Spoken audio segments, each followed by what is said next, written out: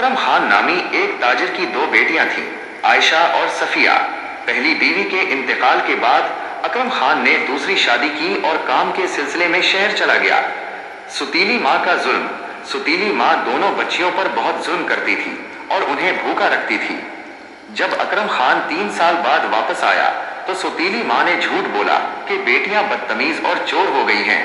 बाप का धोखा। अकरम खान ने बीवी की बातों में आकर अपनी बेटियों को जंगल में छोड़ने का फैसला किया। वो उन्हें बेर चुनने के बहाने दूर ले गया और खुद चुपके से वापस आ गया, जबकि एक बंदर वहां बैठकर उनका बाप होने का धोखा देता रहा। जंगल में जिंदगी। जब बच्चियों को एहसास हुआ कि उनका बाप उन्हें छोड़ गया है तो वो बहुत रोए, मगर फिर हिम्मत करके वहीं एक झोपड़ी में रहने लगी। वो जंगल से फल तोड़कर बाजार में बेचती और अपना गुजारा करने लगी। तकदीर का बदलना। एक दिन बादशाह का वजीर शिकार खेलते हुए उनकी झोपड़ी तक पहुंचा। वो उनकी खूबसूरती देखकर दंग रह गया। जब बादशाह को पता चला तो वो खुद आया और आयशा से निकाह का पैगाम भेजा।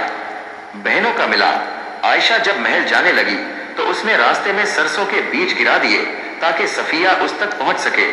कुछ दिन बाद जब सरसों के पौधे आ गए तो सफिया उनके पीछे पीछे महल पहुंच गई। अंजाम। आयशा ने सफिया की शादी वजीर से करवा दी। इस तरह जिन बहनों को बाप ने जंगल में बेसहारा छोड़ दिया था वो अपनी किस्मत और मेहनत से महल की मलका बन गई।